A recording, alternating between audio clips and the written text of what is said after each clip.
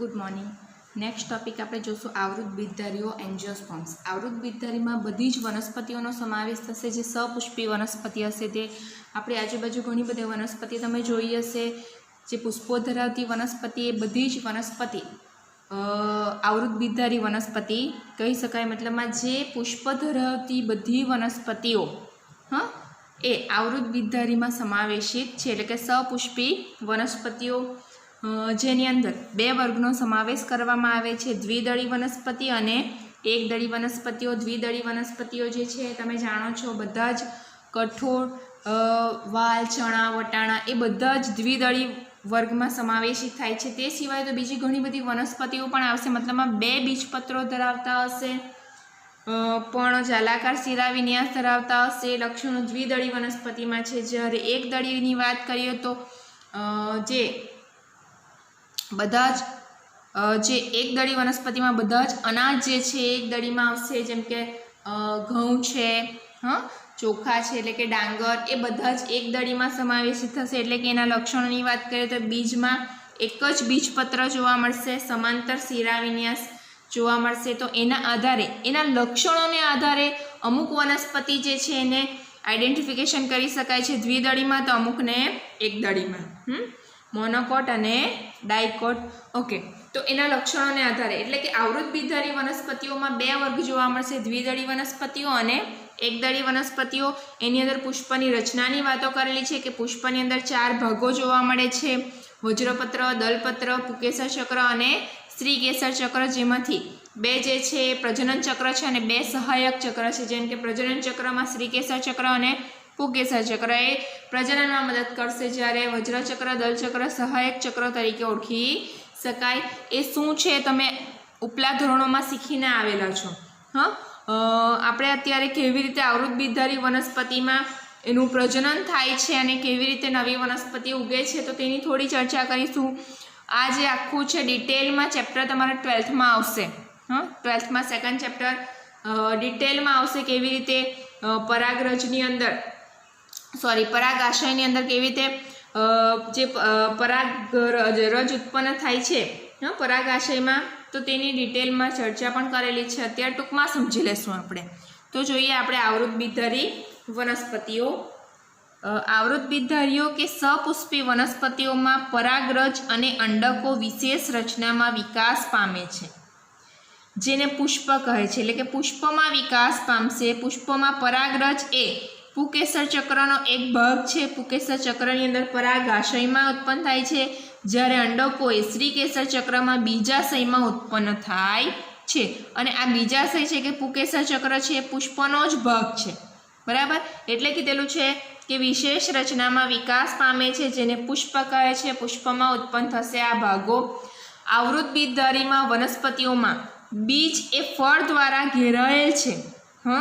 જ્યારે આપણે અનાવૃત શીખ્યા હતા ત્યારે ખુલ્લા હતા, બીજ જે છે ખુલ્લા હતા, જ્યારે અહીં એટલે કે અંડકો ખુલ્લા હતા, જ્યારે અહીં આવૃત બીજધારીમાં વનસ્પતિઓમાં બીજ એ ફળ દ્વારા ઘેરાયેલ છે, અંડકો જે છે ખુલ્લા કે નગ્ન હોતા નથી, આવૃત થયેલા હોય છે, એટલા માટે એનું નામકરણ થયેલું છે આવૃત બીજધારી વનસ્પતિ।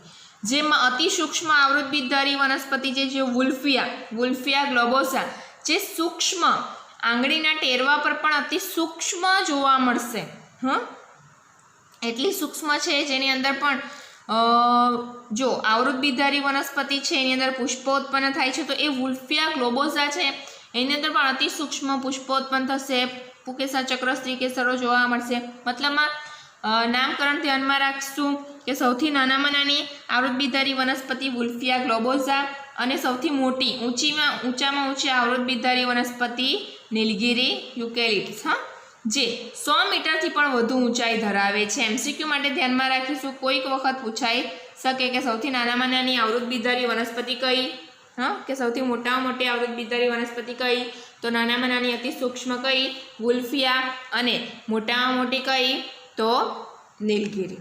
આગળ વાત કરીએ એના વર્ગની, તો બે વર્ગ છે, મેં તમને આગળ કીધું તેમ, દ્વિદળી વનસ્પતિઓ અને એકદળી વનસ્પતિઓ।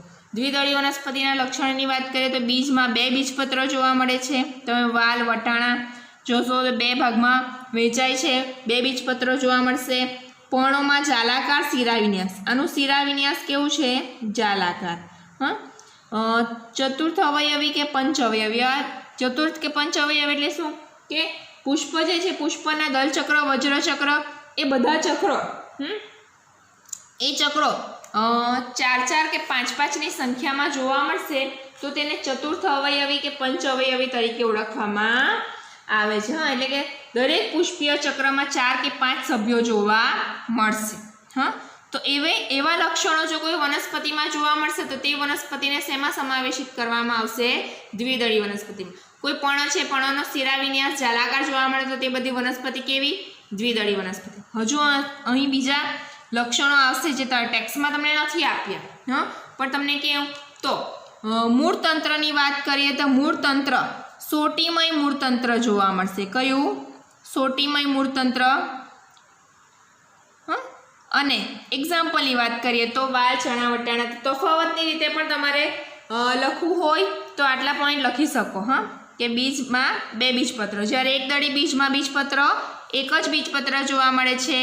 પર્ણમાં સમાંતર શિરાવિન્યાસ જોવા મળશે. તમને ખબર જ હશે કે ડાંગર કે એવું કોઈ ઘાસ પ્રકારની કોઈ પણ વનસ્પતિમાં આ રીતના શિરાવિન્યાસ જોવા મળે છે. હા, જેની અંદર કેવું? સમાંતર શિરાવિન્યાસ જોવા મળે છે. જ્યારે જાલાકાર શિરાવિન્યાસ એટલે તમે પીપળો છે કે વડ તેનું પર્ણ જોયું હશે અથવા કોઈ પણ બીજી વનસ્પતિ જોયું હશે જેનું પણ આ રીતના જાલાકાર શિરાવિન્યાસ વાળો જોવા મળે છે. તો જાલાકાર શિરાવિન્યાસ હોય તો દ્વિદળી વનસ્પતિઓ, સમાંતર શિરાવિન્યાસ હોય તો એકદળી વનસ્પતિઓ. ત્રિઅવયવી જોવા મળશે એટલે કે પુષ્પીય જે ચક્ર છે 3 સભ્યો ધરાવશે. 3 ની સંખ્યામાં, દલપત્ર 3 ની સંખ્યામાં, વજ્રપત્ર 3 ની સંખ્યામાં અથવા તો પરિપુષ્પ હોય તો તે 3 ની સંખ્યામાં જોવા મળશે. મૂળતંત્રની વાત કરીએ તો તંતુમય મૂળતંત્ર જોવા મળશે. તો આ લક્ષણો જો જોવા મળશે, આ બધા લક્ષણો, તો તેવી વનસ્પતિ જે છે શું કહેવામાં આવશે? તફાવતની રીતે પૂછાય તો આ તફાવતના મુદ્દા થવાના. આગળ વાત કરીએ પુષ્પની વાત કરીએ તો પુષ્પ જે છે આગળ મેં તમને કીધું તેમ 4 ચક્રો ધરાવે છે. વજ્રચક્ર, દલચક્ર, પુકેસર ચક્ર અને શ્રીકેસર ચક્ર. જેમાંથી પુષ્પમાં નરલિંગી અંગ પુકેસર છે એ પુકેસર 3 ભાગ ધરાવે છે: તંતુ, પરાગાશય અને યોજી. આ બધું તમે ઉપલા ધોરણોમાં શીખીને જ આવ્યા છો એટલે આ સહેલું જ લાગશે તમને, પરંતુ ટેક્સ્ટમાં કેવું બધું સાથે આપ્યું છે એટલે તમારે થોડું પોઈન્ટ પાડીને તમારો એ લખાણ નોટમાં લખી નાખવાનું રહેશે. તો આ પુકેસર ચક્ર છે જેમાં આ તંતુ છે, યોજી અને આ પરાગાશય.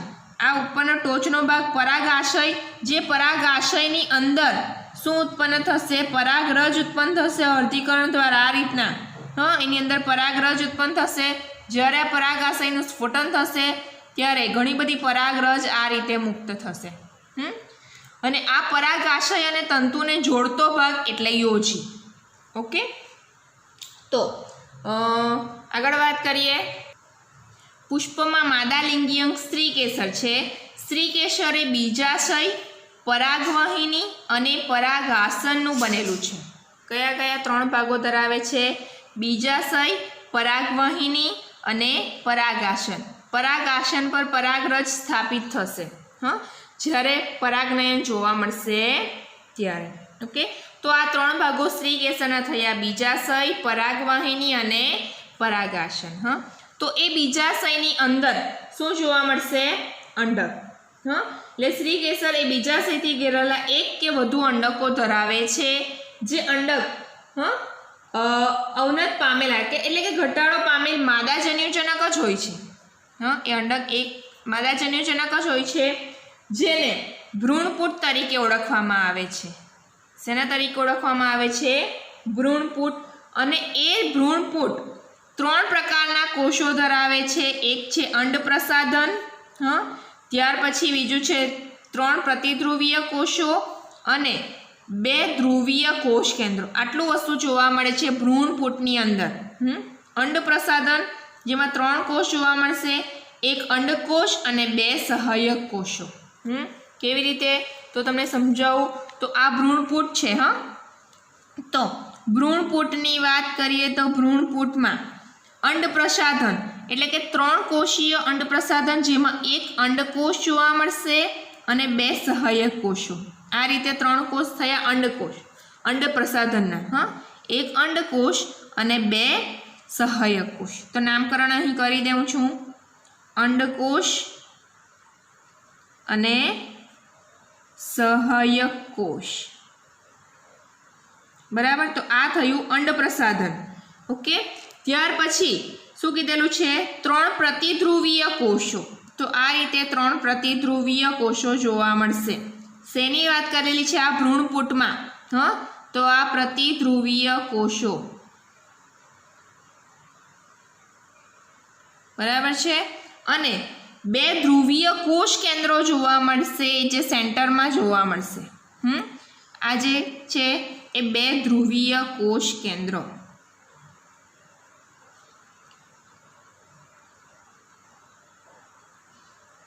બરાબર છે. તો આ રીતે ભ્રૂણપૂટમાં જોવા મળશે. હા, તો હવે શું થવાનું? જે આ રચના તમને સમજાવી, આ રીતને જે ભ્રૂણપૂટની અંદર ગોઠવણી થયેલી છે કોષોની, તે મેં તમને અહીં દર્શાવી. બરાબર છે. હવે આગળ વાત કરીએ તો શું કીધેલું છે? હવે પરાગનયનની ક્રિયા જોવા મળશે. પરાગનયનની ક્રિયા એટલે કેવી રીતે? એટલે શું? તો પુકેશરમાંથી પરાગરજ સ્ત્રીકેસરના પરાગાસન પર સ્થાપિત થશે. ક્યાં?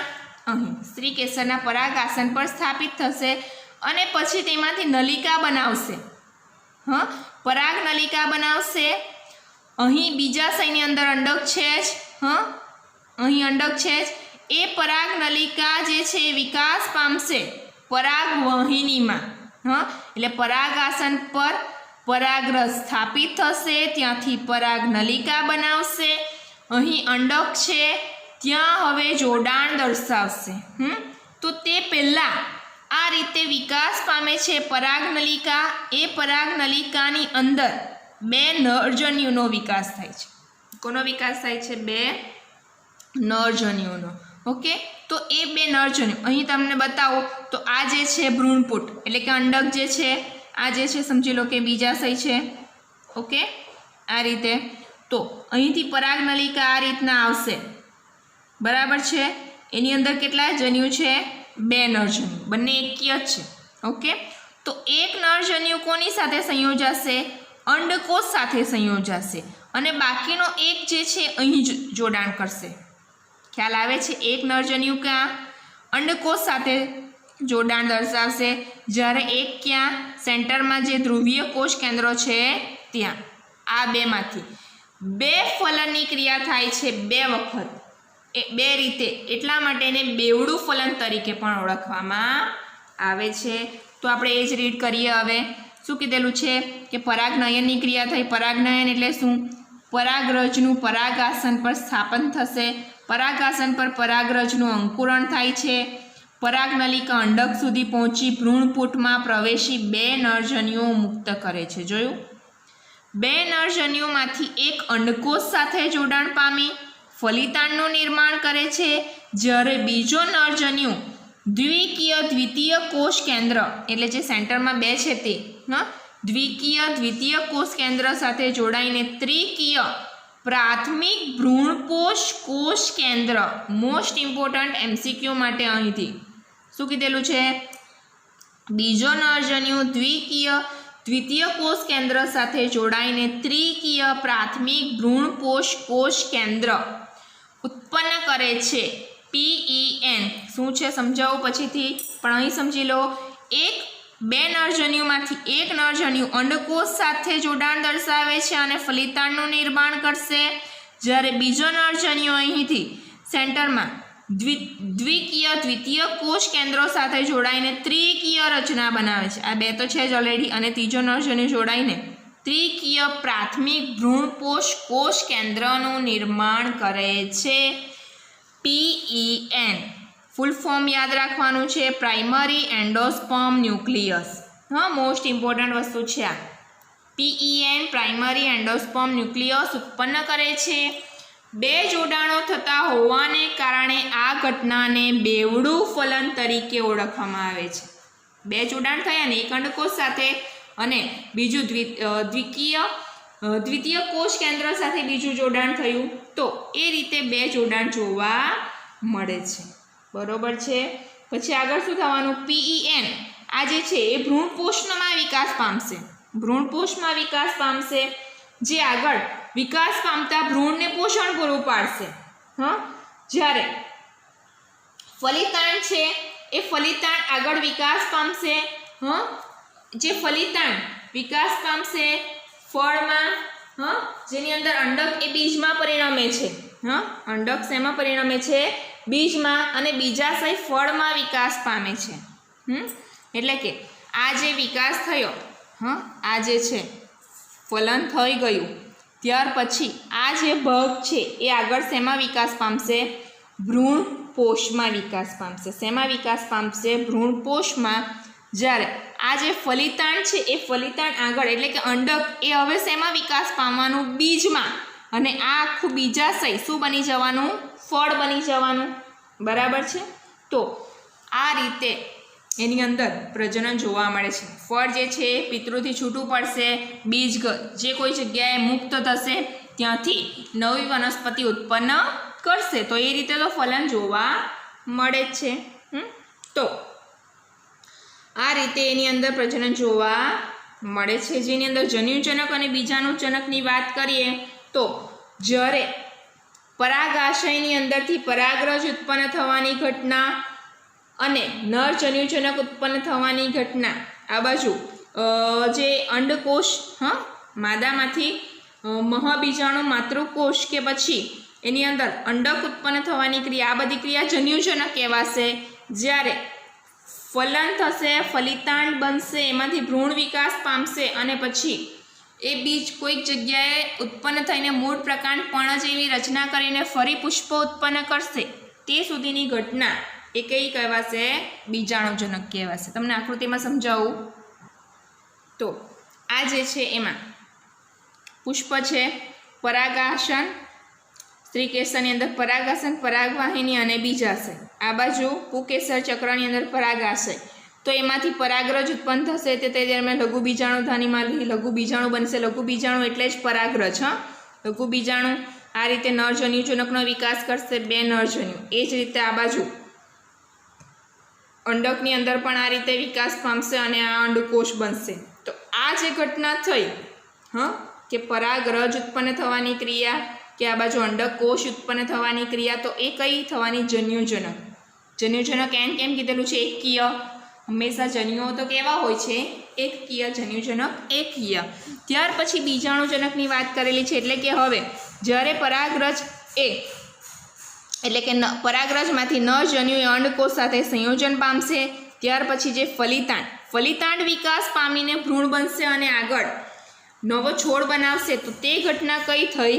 બીજાણુજનક થઈ। જે કેવી હશે હવે? તો દ્વિકીય, કારણ કે 2 એકકીય જન્યુઓ જોડાઈને દ્વિકીય રચના બનાવે છે। ફલિતાંડ હંમેશા કેવું હશે?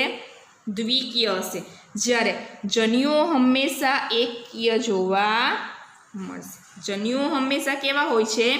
એકકીય। ફલિતાંડ કેવું હશે? દ્વિકીય। 2 જન્યુઓ જોડાઈને દ્વિકીય રચના બની, જે ભ્રૂણ બનાવશે, બીજાણુજનક પુષ્પ બનાવશે અને ફરી પાછું ચક્ર। તો આ રીતે ચક્ર ચાલ્યા કરે છે। ઉપર ટેક્સ્ટનું રીડ કરીએ તો જેની અંદર કીધું છે કે અનાવૃત બીજધારીમાં આપણે અંડકો ખુલ્લા જોયા હતા, જ્યારે આવૃત બીજધારીમાં અંડકો ખુલ્લા કે નગ્ન હોતા નથી। જે સપુષ્પી વનસ્પતિઓમાં પરાગરજ અને અંડકો પુષ્પમાં વિકાસ પામે છે। ફળ એ બીજ એ ફળ દ્વારા ઘેરાયેલ છે, એટલે કે બીજ એ ફળમાં બંધ છે। આવૃત બીજધારી વનસ્પતિઓ નૈસર્ગિક નિવાસસ્થાનોના વિશાળ ક્ષેત્રમાં થતો વનસ્પતિઓનો અસાધારણ મોટો સમૂહ છે। તેનો કદ વિસ્તાર ખૂબ નાનાથી લઈને મોટા સુધી, એટલે કે કોઈ પણ ઊંચાઈમાં જોવા મળશે, અતિ સૂક્ષ્મ પણ જોવા મળશે, ઊંચા પણ જોવા મળશે અને મધ્યમ પણ જોવા મળશે। જેમાંથી સૌથી નીચું કે સૌથી સૂક્ષ્મ કયું? વુલ્ફિયા, જે માઇક્રોસ્કોપિક છે, એકદમ સૂક્ષ્મ છે। અને મોટામાં મોટું કયું? નીલગિરી, જે 100 મીટરથી પણ વધારે ઊંચાઈ ધરાવે છે। તેઓ આપણને ખોરાક, ઘાસચારો, બળતણ, ઔષધિઓ અને બીજી ઘણી વ્યવસાયિક અગત્યની પેદાશો પૂરી પાડે છે। તેઓ એટલે કોણ? આવૃત બીજધારી વનસ્પતિઓ જે છે એ આપણને ખોરાક તરીકે પણ ઉપયોગી છે, ઘાસચારો તરીકે પ્રાણીઓને, બળતણમાં આપણને ઉપયોગી છે, ઔષધો તરીકે પણ કે બીજી ઘણી વ્યવસાયિક અગત્યની પેદાશો પૂરી પાડવા માટે ઉપયોગી છે, જે 2 વર્ગમાં વિભાજિત છે. દ્વિદળી વનસ્પતિ અને એકદળી વનસ્પતિ. જો અહીંયા કેટલું બધું સાથે જ આપ્યું છે, તમારે છૂટું છૂટું પોઈન્ટ પાડીને લખવાનું રહેશે, જેથી તમે વાંચો ત્યારે બહુ સરળતાથી યાદ રહી જશે. અત્યારે મેં તમને સમજાવ્યું તો એ નોટ પણ તમે લઈ શકો છો, આ ટેક્સ્ટનું જ છે. એકાદ 2 પોઈન્ટ કદાચ અલગ હોઈ શકે કે પછી એક્સ્ટ્રા ઉમેરેલા હોઈ શકે, પણ ટેક્સ્ટનું જ છે, તો એની હેલ્પ લઈને થોડું વ્યવસ્થિત તમારે મટીરિયલ બનાવી દેવાનું, જેથી વાંચવામાં તમને સરળતા રહેશે. ઓકે, તો આ જે છે અહીંથી અહીં સુધી એકદળી અને દ્વિદળીના મુદ્દાઓ જ સમજાવેલા છે કે 2 બીજપત્રો છે, પર્ણમાં જાલાકાર શિરા વિન્યાસ છે, ચતુર્થ કે પંચ અવયવી છે. જ્યારે એકદળીમાં 1 બીજપત્ર, સમાંતર શિરા વિન્યાસ, ત્રિઅવયવી વગેરેની ચર્ચા કરેલી છે. ત્યાર પછી કીધેલું છે કે પુષ્પમાં નરલિંગી અંગ તરીકે પુકેસર છે, જે 3 ભાગો ધરાવે છે, તંતુ, યોજી અને પરાગાશય. આ પરાગાશય અર્ધીકરણને અનુસરીને પરાગરજ ઉત્પન્ન કરે છે. જ્યારે માદા અંગ કયું છે? સ્ત્રીકેસર છે. સ્ત્રીકેસર એ બીજાશય, પરાગવાહિની અને પરાગાસનનું બનેલું છે. કયા ભાગો પુકેસર ચક્ર કયા 3 ભાગો ધરાવે છે, અથવા સ્ત્રીકેસર કયા 3 ભાગો ધરાવે છે, એવું પૂછાય તો ધ્યાનમાં રાખવાનું. સ્ત્રીકેસર બીજાશયથી ઘેરાયેલ 1 કે વધુ અંડકો ધરાવે છે. અંડકોની અંદર ખૂબ જ ઘટાડો પામેલ માદા જન્યુજનક હોય છે, જેને ભ્રૂણપૂટ કહે છે. શું કીધેલું છે? ભ્રૂણપૂટ. અને એ ભ્રૂણપૂટમાં દરેક કોષ એકકીય હોય છે. અંડરલાઇન કરજો અને MCQમાં પણ ધ્યાનમાં રાખજો. આ દરેક ભ્રૂણપૂટ 3 કોષીય અંડ પ્રસાધન એગ એપરેટસ, જેમાં 1 અંડકોષ, 2 સહાયક કોષ જોવા મળશે. 3 પ્રતિધ્રુવીય કોષો અને 2 ધ્રુવીય કોષ કેન્દ્રો ધરાવે છે. એટલે ભ્રૂણપૂટ 3 પ્રકારના કોષો ધરાવે છે. 1 અંડ પ્રસાધન, બીજું પ્રતિધ્રુવીય કોષો અને ત્રીજું ધ્રુવીય કોષ કેન્દ્રો. ક્લિયર થઈ ગયો? તો આ 3 પ્રકારના કોષો ભ્રૂણપૂટમાં જોવા મળશે. ધ્રુવીય કોષ કેન્દ્રો જોડાઈને છેવટે દ્વિતીય કોષ કેન્દ્રનું સર્જન કરે છે. પરાગાશયમાંથી પરાગરજના વિકિરણ બાદ પવન કે વિવિધ અન્ય વાહકો દ્વારા પરાગરજને સ્ત્રીકેસરના પરાગાસન પર સ્થળાંતરિત કરવામાં આવે છે, જેને પરાગનયન, પોલિનેશન કહેવાય. પોલિનેશન એટલે શું? કે પવન કે કોઈ કીટકો દ્વારા કે પાણીના માધ્યમ દ્વારા પરાગાશયમાંથી પરાગરજ વિકિરણ પામીને સ્ત્રીકેસરના પરાગાસન પર સ્થળાંતરિત થવાની ક્રિયા. તો પરાગનયન થયા બાદ પરાગાસન પર પરાગરજનું અંકુરણ થાય છે અને તેના પરિણામ સ્વરૂપ પરાગનલિકાનો વિકાસ થાય છે. પરાગાસન અને પરાગનલિકાની પેશીઓ દ્વારા પરાગનલિકા અંડક સુધી પહોંચે છે. પરાગનલિકા ભ્રૂણપૂટમાં પ્રવેશી 2 નરજન્યુઓ મુક્ત કરે છે. કેટલી? 2. આ નરજન્યુમાંનું 1 નરજન્યુ અંડકોષ સાથે જોડાણ પામી ફલિતાંડનું નિર્માણ કરે, જ્યારે બીજો નરજન્યુ દ્વિતીય કોષ કેન્દ્ર સાથે જોડાઈને ત્રિકીય પ્રાથમિક ભ્રૂણપોષ કોષ કેન્દ્ર PEN પ્રાઇમરી એન્ડોસ્પર્મ ન્યુક્લિયસ ઉત્પન્ન કરે છે. મોસ્ટ ઇમ્પોર્ટન્ટ વસ્તુ છે MCQ માટે પણ.